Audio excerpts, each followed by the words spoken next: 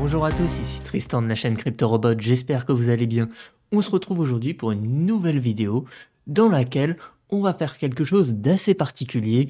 En effet, aujourd'hui, on va essayer de tirer notre puissance des réseaux sociaux et notamment de Twitter afin de découvrir si on peut essayer de prédire quelque chose sur le prix du Bitcoin ou quoi que ce soit. Donc dans cette vidéo, on va faire pas mal de choses, mais c'est vraiment une introduction et d'ailleurs, je vais avoir besoin de vous pour me donner des idées supplémentaires. Mais dans cette vidéo, on va voir comment récupérer déjà du coup les données à partir de Twitter via leur API et ensuite, on va parler un peu même intelligence artificielle avec potentiellement classification ou encore même analyse de sentiments, même si ça va pas être l'objet vraiment de cette vidéo, mais on va ouvrir quelques portes afin de pousser un peu la réflexion et que ensemble on puisse voir tout simplement comment tirer les meilleures données et comment les analyser au mieux afin d'essayer de tirer quelque chose d'un peu croustillant qui va nous permettre par la suite, j'espère, de prédire peut-être le prix du Bitcoin ou d'essayer de dégager des tendances. Enfin, le but, ça va vraiment être de pouvoir faire un outil qui va être un peu comme une métrique qui va par exemple permettre de détecter un peu si on est en tendance plutôt bullish ou bearish sur les réseaux sociaux. Donc je vais aborder durant cette vidéo quelques pistes pour arriver à ce point-là, tout simplement. Mais je vais avoir besoin de votre avis en commentaire, notamment pour me donner tout simplement des pistes aussi de réflexion sur comment vous pensez que on peut retirer le plus de données, quelles sont les données importantes à tirer, comment les analyser, etc. Donc sur ce, je vais vous laisser tout de suite sur la vidéo. Alors, avant toute chose, du coup, on va parler de Twitter. Donc, je vous invite bien évidemment à nous suivre sur notre compte Twitter. On n'est pas forcément les plus actifs, mais on publie quand même certaines choses. Donc, c'est un bon moyen de suivre et de nous suivre un peu les différentes news crypto. Donc, ensuite, je vais vous parler un peu de mon chemin de réflexion, tout simplement, et la première approche que j'ai eue. Moi, la première approche que j'ai eue, tout simplement, c'est de me dire que je vais essayer d'aller chercher à peu près tous les tweets qui comportent le mot Bitcoin ou BTC.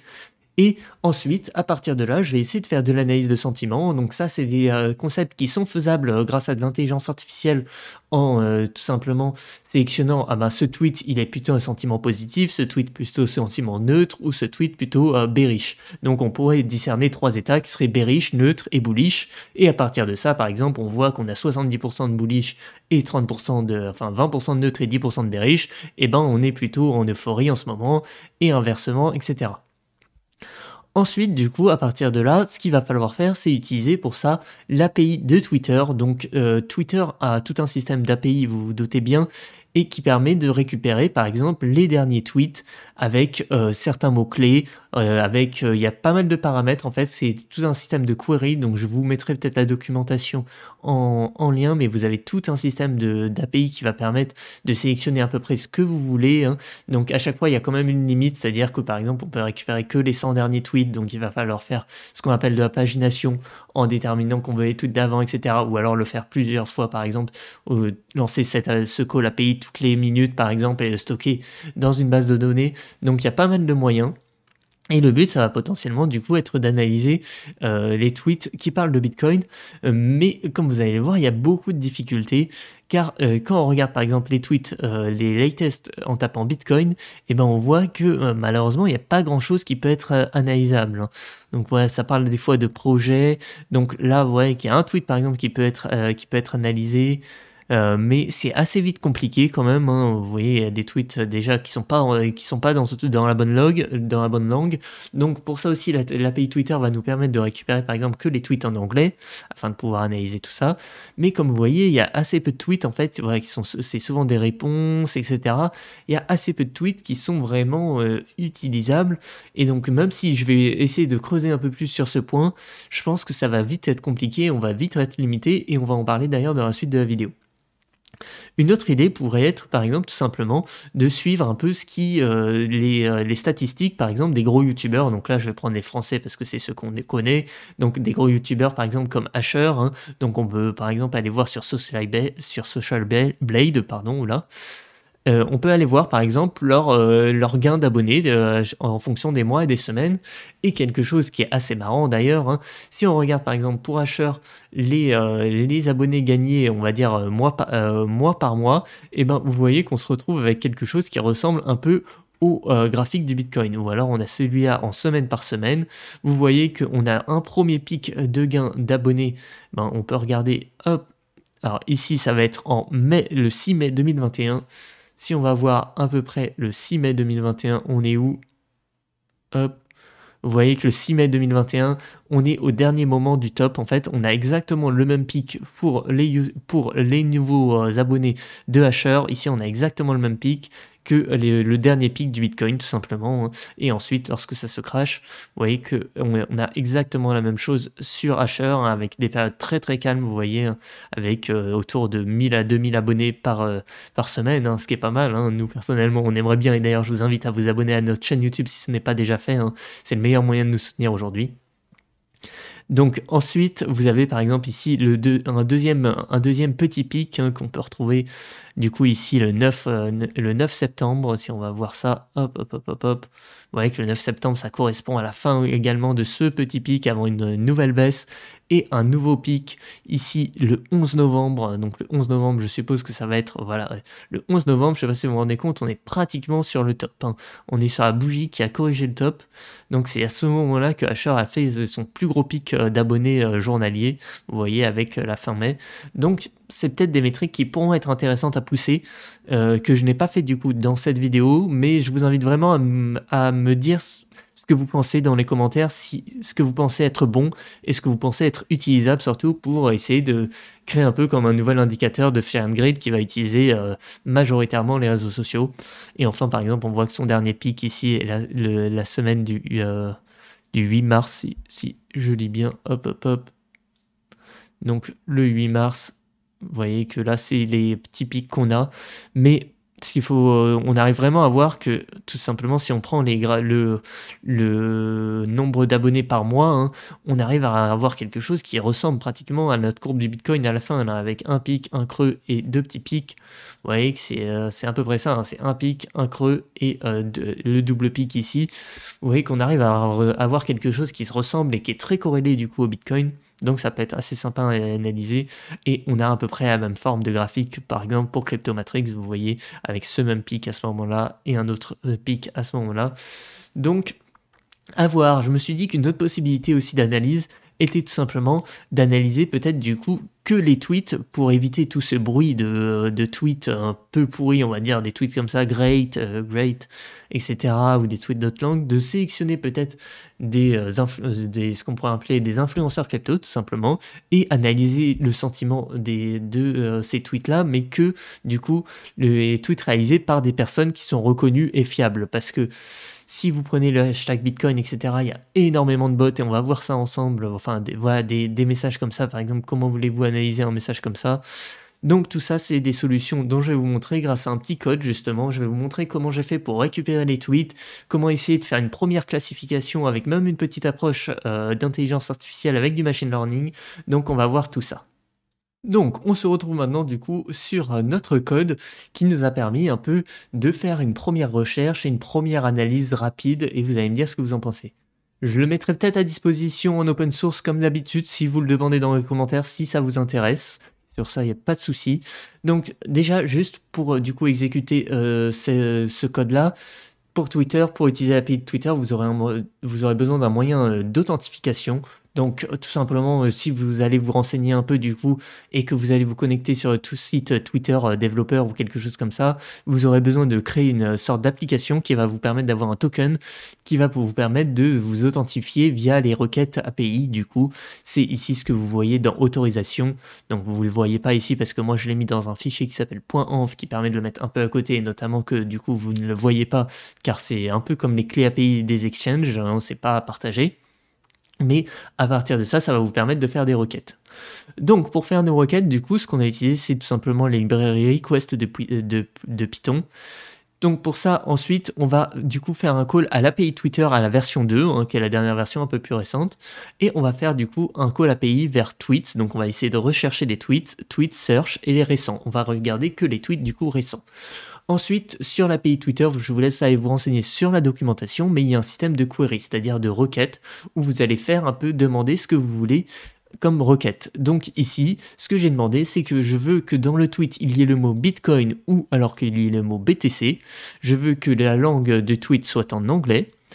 Quand vous mettez un petit moins, ça veut dire que vous ne voulez pas. Donc ici, je ne veux pas que ça soit un retweet, je veux que les tweets originaux, on va dire. Et je ne veux pas qu'il y ait un lien, parce que quand je récupère les tweets, il y a énormément de pubs, de trucs comme ça sur Twitter. Donc je me dis, pour essayer de bien clarifier, je vais enlever tous les tweets où il y a un lien. Après, ici, dans Tweetfield, vous pouvez demander ce que vous voulez récupérer. Donc ici, je ne vais pas m'en servir, mais en gros, vous pouvez récupérer à quelle date le tweet a été créé et quelle langue est le tweet, même si normalement, ça devrait toujours être anglais ici, du coup. Et ensuite, vous avez le max result, qui est le nombre de tweets maximum que vous voulez récupérer, sachant que du coup, c'est limité à 100. C'est compris entre 10 et 100, et c'est limité à 100. À partir de ça, tout simplement, je vais lancer ma requête et je vais mettre tout ça dans un data frame Panda. Vous avez l'habitude, si vous suivez un peu la chaîne, de me voir utiliser ça. Donc vous voyez qu'ici, vous allez récupérer les 100 derniers tweets qui parlent de Bitcoin. Donc par exemple, on peut en examiner un en faisant ça. Hop. Vous voyez que là, on a une réponse justement, my account is not working and I have Bitcoin on it. Donc là, il répond sûrement à une vidéo, à un YouTuber, je ne sais pas. Mais comme vous voyez, il y a pas mal de réponses. Et c'est ce que je vous dis, ça va être le problème, c'est que vous voyez ça, comment voulez-vous analyser un message comme ça? Donc pour moi, pour l'instant, cette première piste me semble compliquée, même si j'ai essayé un peu de la pousser du coup. Mais vous voyez là, on a un deuxième message aussi avec plein de tags, etc. où il y a même pas, j'arrive même pas. Si voilà, nice project, c'est sûrement un bot qui dit que c'est un projet est bien, alors que voilà. Donc this project is amazing, voilà. Et il y a sûrement un bot en ce moment qui est en train de tourner sur pas mal de comptes Twitter pour dire que ce projet est vraiment bien. Donc c'est pour vous dire que voilà, voilà. Là, par exemple, encore une fois, on peut voir que, alors je sais pas si c'est once du coup NFT. Pour moi, ça ne m'inspire pas confiance, car comme vous voyez, à part si c'est peut-être une communauté, etc., hein, mais vous voyez que si on regarde un peu les messages, on a beaucoup de bots ou de faux comptes un peu, avec des messages complètement illisibles. Vous voyez, là, il y a juste une adresse Bitcoin, enfin, ça me semble très compliqué à analyser, mais j'ai essayé quand même un peu de pousser le sujet et de voir ce qu'on pouvait en faire. Donc là, par exemple, j'ai un petit code qui nous permet du coup d'afficher tous les tweets. Hein. Donc vous voyez que souvent, il y a assez peu de contenu, en tout cas qui va être intéressant à analyser. Du coup, moi, qu'est-ce que j'ai essayé de faire? Je me dis, si je veux analyser, du coup, il va falloir faire un nettoyage. Donc, pour faire ce nettoyage, j'ai utilisé pas mal de choses et j'ai utilisé quelque chose qu'on utilise beaucoup en analyse de sentiments, qui est la tokenisation un peu, qui va nous permettre de remarquer tout simplement si la phrase nous intéresse ou pas. Donc, pour ça, ce que je vais faire, du coup, c'est que je vais récupérer, du coup, mes tweets, hein. Et ce que je vais dire, c'est que je vais faire pas mal de choses. Alors ici, je ne les ai pas. Ici, ça va être plutôt dans mon classifier. Mais en gros, ce que je vais faire, c'est que déjà, je vais avoir ce qu'on pourrait appeler des ban words. C'est-à-dire que quand je vois ce mot, je ne veux pas récupérer le tweet car ça ne m'intéresse pas. Donc ça, c'est après pas mal d'expérimentation là-dedans, on va dire. Donc à chaque fois qu'il y avait marqué donate, referral, help, DM ou airdrop, par exemple, en général, je ne veux pas l'analyser. Et donc ça, c'est des ban words du coup qui vont me dire ces tweets-là, j'en veux pas. Ensuite, à partir de ça, ce que je vais faire aussi, par contre, c'est vouloir récupérer du coup des informations pour savoir si le tweet peut être analysable. Donc déjà, si c'est une phrase correcte. Donc pour savoir si c'est une phrase correcte, en fait, je vais utiliser un package qui est assez connu qui s'appelle NLTK, qui va permettre, en fait, on va dire un peu de tokeniser la phrase, c'est-à-dire qu'il va ce package va automatiquement détecter chaque mot, si c'est un verbe, un nom, une proposition de coordination, etc., ainsi de suite. Et à partir de là, ce que je vais faire, c'est que je vais lancer un petit algorithme de machine learning, donc qui va nous permettre de classifier tout simplement et de dire ah ben ça ressemble à une phrase, ça ressemble pas à une phrase, ça je veux l'analyser, ça je veux pas l'analyser.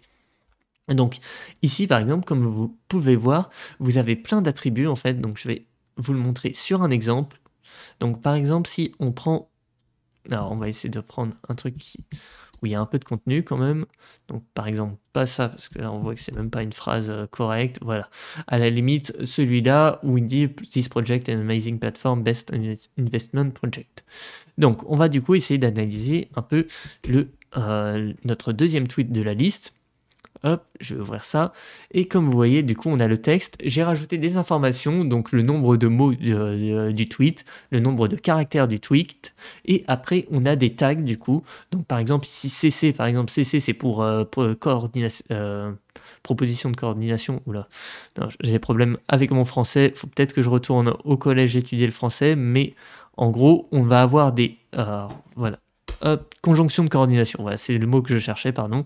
Donc, on va avoir des informations, en fait, si on regarde, donc CC c'est pour conjonction de coordination, tout ce qui va commencer par N c'est pour les noms, tout ce qui va commencer par V c'est pour les verbes, et à côté du coup on a des pourcentages.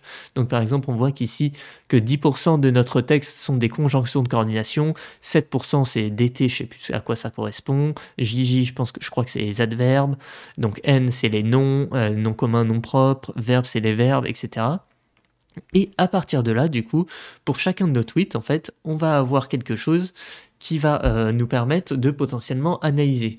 Donc à partir de là, ce que j'ai fait du coup, c'est que j'ai regroupé, pour que ça soit un peu plus simple, les verbes ensemble, les noms ensemble, les noms propres ensemble, les P, je sais plus à quoi ça correspond exactement, mais j'ai essayé de regrouper un peu du coup ensemble des catégories pour éviter d'avoir 15 000 catégories comme c'est le cas actuellement. Donc à la fin, ça va nous donner quelque chose du coup de comme ça, avec une liste de tweets tout simplement, hein, et avec certaines informations. Ensuite, ce que j'ai fait à partir de là, c'est que moi, je les ai classifiés à la main. C'est-à-dire que j'ai pris certains tweets et j'ai dit, eh ben ça, ce tweet-là, je voudrais l'analyser, ce tweet-là, je ne voudrais pas l'analyser, etc. Ce tweet-là, ça ressemble à une phrase, ce tweet-là, ça ne ressemble pas à une phrase et c'est du bullshit, eh ben je ne voudrais pas l'analyser.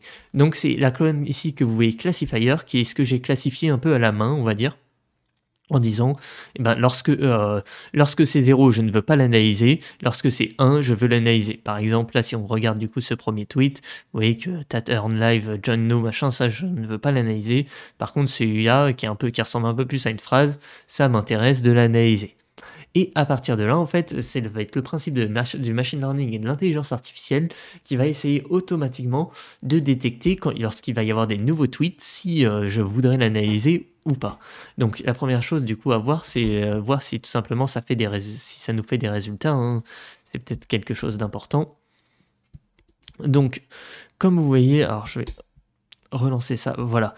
Donc là, dans ce que j'ai fait, j'ai 84% de tweets que je veux analyser et 15% des tweets que je ne veux pas. Donc j'ai fait à peu près une classification, je crois, de 160 tweets à la main, donc c'est quand même pas négligeable. Ça m'a pris un peu de temps. Et les résultats sont assez mitigés, pour être totalement honnête avec vous, mais je vais quand même vous les montrer et vous montrer un peu comment ça marche du coup. Donc là, à partir de là, du coup, j'ai fait un petit modèle de machine learning, donc c'est ce qu'on appelle les random forests. Je ne vais pas rentrer en détail là-dessus, mais c'est assez simple, hein. C'est des arbres de décision en fait qui vont dire par exemple, eh ben, lorsqu'il y a plus de 30% de verbes dans la phrase, j'en veux pas, ou quelque chose comme ça. Et lorsqu'il y a 90% de noms propres, j'en veux pas. Et en fait, à chaque fois, ça va être des conditions comme ça qui vont ressembler à un arbre. Je vous montrerai peut-être une image pour que vous puissiez comprendre. Mais du coup, à partir de là, je vais avoir du coup ce que je vais découper ce qu'on appelle du coup mon dataset. Donc je vais découper mes données en deux parties en disant qu'une partie du coup ça va être mes données pour m'entraîner et l'autre partie ça va être les données pour tester. Et donc ensuite j'ai du coup les données pour tester. Donc c'est ici ce que j'appelle c'est pour expected. Et à partir de ces données, du coup, je vais avoir des probabilités, en fait, que ça soit des trucs à analyser ou non. Donc, par exemple, on voit que ici, ce tweet-là qui est considéré comme à analyser, qui est à analyser, pardon, je vois qu'il a 48% de chance d'être dans pas analysé, 51% de chance d'être dans analysé, etc. Et il y a des tweets comme ça où il n'y a pas de doute, hein. Vous voyez que par exemple ce tweet, on est sûr qu'il doit être analysé. Par exemple, ce tweet-là, vous voyez qu'il va nous dire qu'il a plus de chances d'être à analyser, qu'il a 68% de chances d'être analysé, pourtant il n'est pas à analyser dans ce que j'ai du coup déterminé. Et à partir de là, on voit quand même que la plupart des tweets qui ne sont pas analysés, il n'y a pas un énorme pourcentage en leur faveur. Donc on voit qu'il n'y a pas de 100% zéro comme on l'a vu sur certains tweets. Mais on a par exemple du coup ce tweet-là ici qui est à 0, où on voit que pour lui, il était presque sûr qu'il fallait l'analyser alors qu'en fait, il ne fallait pas l'analyser. Et on en a d'autres même, vous voyez, où on a du 0,1 quand même. Donc c'est pour dire que ça marche pas très bien, mais en même temps, je me dis que c'est très très dur en fait de dire à une machine tout simplement quel tweet il faut analyser et quel tweet il ne faut pas analyser. Comment on peut se baser là-dessus? Quelles données on peut lui donner en entrée? Moi, j'ai essayé du coup de lui donner quelque chose avec la proportion de verbes, de noms propres, etc. Et ça marche, ça a des résultats quand même, mais c'est clairement pas extraordinaire. Et donc c'est pour ça que voilà, je vais faire appel à vous et à votre créativité, on va dire, en vous demandant tout simplement si vous avez des idées pour analyser tout ça. Moi, à première vue, après ces résultats qui semblent pas très concluants, je suis pas sûr que je vais lancer une analyse de sentiments là-dessus, car je pense que ça va être assez mauvais, car comme on le voit, si on regarde les tweets, il y a assez peu de tweets en fait qui sont vraiment qui sont pertinents, hein. Si on regarde du coup les tweets qu'on récupère, alors non, c'est pas ça. Si on regarde les tweets qu'on récupère, il y en a assez peu qui sont pertinents, hein. Donc c'est les Nice Project, alors Will BTC Go Back to 28K, à la limite ça voilà, c'est un des rares tweets qui pourrait être bien analysé justement avec un sentiment bearish. Donc il y a plein de tweets qui, pratiquement 98 ou 99% des tweets, j'ai l'impression, ne sont pas vraiment analysables et ça pose un vrai problème. Et c'est pour ça que, voilà, je fais appel à vous, à votre créativité. Moi, une idée du coup que j'ai, ça va je pense c'est peut-être plus intéressant de calculer plutôt un peu les métriques avec le nombre de tweets, avec, notamment analyser un peu, les influenceurs, comment ils sont suivis, les nouveaux followers et cetera, histoire d'avoir une idée des nouveaux entrants, des sortants et cetera. Je pense que c'est quelque chose qui peut être assez intéressant. Je pousserai peut-être sur ce sujet, mais j'attends vraiment votre retour pour me dire tout simplement quelle serait la meilleure manière pour vous d'analyser. Ça va peut-être me donner des idées pour moi aussi faire un outil qui soit vraiment puissant et qui va nous permettre un peu d'avoir vraiment des métriques très intéressantes de quelle est la présence aujourd'hui un peu des crypto-monnaies sur l'univers des réseaux sociaux. Et c'est la fin de la vidéo de cette introduction sur du coup l'analyse des réseaux sociaux. J'espère que ça vous aura plu. Encore une fois, je me réitère, mais j'attends vraiment vos idées dans les commentaires de la vidéo afin qu'on puisse un peu débattre sur tout ça. Vous pouvez aussi nous rejoindre sur Discord, on peut aussi discuter de ça sur Discord. C'est aussi un très bon espace pour échanger avec la communauté qui est très présente sur notre Discord, donc tout ça est dans la description, bien évidemment. Sur ce, je vous souhaite à tous une très bonne journée ou soirée en fonction du moment où vous regardez la vidéo, et salut tout le monde!